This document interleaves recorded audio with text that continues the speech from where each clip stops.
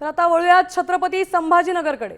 छत्रपती संभाजीनगरमध्ये आता युती तुटल्याच जमा आहे, तर दोन्हीकडचे नेते एकमेकांना काहीही रिप्लाय द्यायला तयार नाहीयेत। उमेदवारी अर्ज दाखल करण्यासाठी आज फक्त 4 तास शिल्लक आहेत, तर भाजपाकडून दुपारी 12 वाजता काय तो निर्णय सांगितला जाणार आहे। तर आपले प्रतिनिधी माधव सावरगावे आपल्यासोबत जोडलेले आहेत। माधव, काय सांगाल या परिस्थितीबद्दल?